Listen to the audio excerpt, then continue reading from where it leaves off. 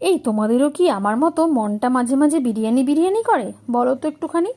তাহলে অবশ্যই এই রেসিপিটা দেখো। সবসময় তো বাইরের থেকে বিরিয়ানি এনে খাওয়াটা সম্ভব না, কারণ এই যে গরম পড়েছে। তো চলো বাড়িতে কিভাবে তোমরা চটজলদি বিরিয়ানি বানিয়ে নেবে তাই দেখাবো। প্রথমে আমি এখানে 4টে ডিম সেদ্ধ করে নিয়েছি। হ্যাঁ, আজকে ডিম বিরিয়ানি করেই দেখাবো।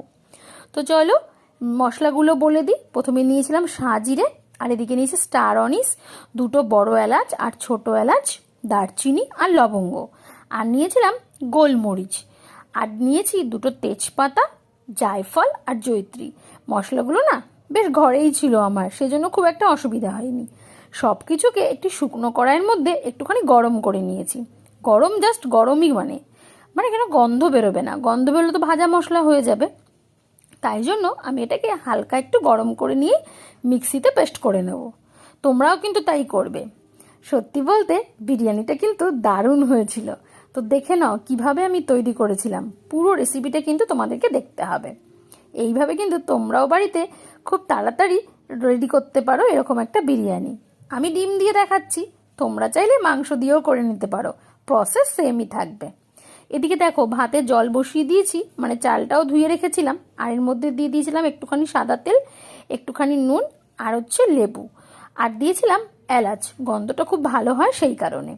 চালটা ধোয়া ছিল, 1 ঘন্টা আগে ভিজিয়ে রেখেছিলাম। ওই ভেজানো চালটাই এর মধ্যে দিয়ে দিয়েছি।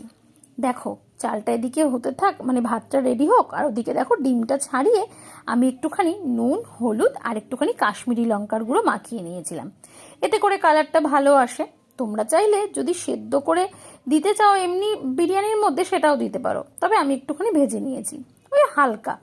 তারপরে কড়াইতে সাদা তেল দিয়ে এর মধ্যে কিন্তু ডিমগুলো একে একে আমি ভেজে তুলে নেব। জানো তো ছেলে আমার বিরিয়ানির পাগল, তো সেই কারণে মাঝে মাঝেই না আমাকে বাড়িতে বিরিয়ানি বানাতে হয়। আর তাই জন্য মশলাগুলো মোটামুটি সবসময় ঘরে থাকে। এবার ওই কারণেই মশলাটা তো অনেক দিন হয়ে গেলে কি হবে, সেটা তো একটু নেতিয়ে পড়ে না, তো সেটাকে একটু গরম না করে নিলে ভালো হয় না। নাও ওদিকে দেখো ডিম ভাজা হয়ে গেছে। এবারে কড়াইয়ের মধ্যে আমি ফোড়ন দিয়ে দেব। ফোড়নে ব্যবহার করেছিলাম আমি একটা বড় এলাচ, একটা তেজপাতা, আর গোটা গরম মশলা আর স্টার অনিস। ব্যাস এই তো। ফোড়নটা একটু বেশ গরম করে নিতে হবে। জানো তো এই ফোড়নটা গরম করে তোমরা যদি এর মধ্যে আলুটা ভাজো, গন্ধটা খুব সুন্দর আসে। আলুটাও তাই বিরিয়ানির মতো সাইজ করে, মানে বিরিয়ানিতে যেরকম আলুর সাইজ দেয় খানিকটা ওই রকমই করে নিয়েছিলাম, একটু বড় বড় করে কেটে ধুয়ে রেখেছিলাম। তারপরে কি সেটাকে ভেজে নিতে হবে। আর হ্যাঁ, এখানে আমি বলে দিই, যেহেতু এটা ডিম বিরিয়ানি করছি আর একটুখানি তাড়াতাড়ি হওয়ার জন্য আমি না আলুটাকে বেশ ভালো করে ভেজে নিয়েছিলাম। মানে একটু লাল লাল করেই তোমরা কিন্তু আলুটাকে ভাজবে। তাতে কি হবে জানো, আলুটা খুব তাড়াতাড়ি সেদ্ধ হয়ে যাবে। যেহেতু ডিম বিরিয়ানি তো রান্না তো বেশি সময় লাগবে না, তো সেদ্ধটা যদি আগে থেকে হয়ে থাকে তাহলে খুব সুবিধা। খাওয়ার সময় ওই আলুটা শক্ত পড়লে মোটেও ভালো লাগে না। নাও আলু ভাজার সময় কিন্তু আমি একটুখানি নুন আর একটুখানি হলুদ, একদম সামান্য মানে পিঞ্চ মতো হলুদ দিয়েছিলাম। তোমরা হয়তো বলবে যে হলুদ দিয়ে কালার করছো, একটুখানি ফুড কালার, কিন্তু না, ওই যে বললাম একটু ঘরোয়া পদ্ধতিতে করছি, তাই জন্য কোনো রকম ফুড কালারের আমি ব্যবহার করিনি। বিরিয়ানির রঙটা যদি একটু হালকা হলুদ আর সাদা মিলিয়ে হয় তাহলে কিন্তু দেখতে ভারী সুন্দর হয়। নাও এবারে দেখো আলুগুলো কিন্তু আমার পুরো ভাজা কমপ্লিট হয়ে গেছে। এবারে এই আলুগুলো তুলে নেব, আর ওই যে তেলটা রয়েছে মানে ফোড়ন সমেত ওই তেলের মধ্যে আমি কিছু পেঁয়াজ ভাজবো। পেঁয়াজটা তোমরা ওই যেরকম ইচ্ছা কেটে নিতে পারো, কোনো ব্যাপার না, একরকম কাটলেই হলো। নাও পেঁয়াজটা কিন্তু এবারে একটু গোল্ডেন ব্রাউন, মানে একটু ভালো করেই ভাজতে হবে। তবে হ্যাঁ, পেঁয়াজ ভাজার সময় কিন্তু অবশ্যই তোমরা এতে একটু নুন দেবে, তাহলে না বেশ তাড়াতাড়ি পেঁয়াজটা নরম হয়ে যায়। জানো তো এখানে না তোমরা পেঁয়াজটাকে বেরেস্তা করেও ইউজ করতে পারো, মানে ওই বেরেস্তা করে একটু তুলে রেখে বাকি পেঁয়াজটা দিয়ে রান্না করলে পরে বেরেস্তাটা ওপর থেকে ছড়িয়ে দেবে। আমি অবশ্য সেসব কিছু করিনি, মানে কোনো ঝামেলাই করতে চাইনি। মানে কোনো ঝামেলা ছাড়া বিরিয়ানি বলো, এটা তো একমাত্র এভাবে করলেই সম্ভব। তো নাও এদিকে দেখো পেঁয়াজটা আমার ভাজা হয়ে গেছে। এবারে এখানে ওই আদা, রসুন আর লঙ্কা, ওই একটা লঙ্কা দিয়েই ভেজেছিলাম, মানে বেটে রেখেছিলাম, ব্যাস তারপরে ওই 2 চামচ মতো দিয়ে দিলাম আমি কড়াইয়ের মধ্যে। এবারে যেই আদা রসুনের কাঁচা গন্ধটা চলে যাবে, মানে একটু তেল তেল বেরিয়ে আসবে, তখনই কিন্তু এর মধ্যে আমাকে বাকি মশলাটা অ্যাড করতে হবে। জানো তো এখানে বাকি মশলা বলতে আমি তেমন কিছু না, ওই যে বিরিয়ানির মশলাটা আমি তৈরি করলাম সেই মশলাটাই এখানে আমি 1 টেবিল চামচ মতো দিয়ে দিয়েছি। সত্যি বলতে এইটা দিয়ে রান্না করলে রান্নাটা আরও তাড়াতাড়ি হয়। তোমরা যদি ওই জিরের গুঁড়ো, ধনের গুঁড়ো এসব দিতে যাও তাহলে সময়টা অনেক বেশি লাগবে, তো আমি আর সেসব করিনি। তবে হ্যাঁ, এই মশলাটা কিন্তু যখন তোমরা কষাবে তখন অবশ্যই একটু জল ব্যবহার করবে, না হলে কিন্তু লেগে যেতে পারে। ওই সামান্য একটু জল দেবে, দিয়ে দেখো একটুখানি নাড়াচাড়া করে রাখলেই সাইড থেকে কিন্তু তেল বেরিয়ে আসবে। জানো তো, যেই এই তেলটা বেরোয় গন্ধটা এত সুন্দর আসে, মনে হয় যেন বিরিয়ানিটা প্রায় রেডি হয়ে গেছে।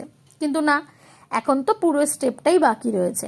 একটুখানি হলুদ দেবো আমি, যাতে করে রঙটা একটু সুন্দর হয়। যেহেতু এখানে আমি গোলমরিচ দিয়েছি তাই রঙটা দেখতে একটু কালচে হবে। তোমাদের কাছে যদি শাহমরিচ থাকে তোমরা কিন্তু গোলমরিচটার বদলে শাহমরিচটাই ইউজ করতে পারো।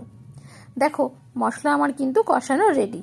এবারে ওই যে ডিম আর আলুটা ভেজে রেখেছিলাম ওটা কিন্তু এর মধ্যে ছেড়ে দেব। ছেড়ে দিয়ে খুব ভালো করে মশলার সাথে কষিয়ে নেব, যাতে করে ডিমের মধ্যে আর আলুর মধ্যে একটা বিরিয়ানির আলাদা একটা সেন্ট চলে আসে, মানে পুরো মশলাটা যাতে এর মধ্যেও বসে।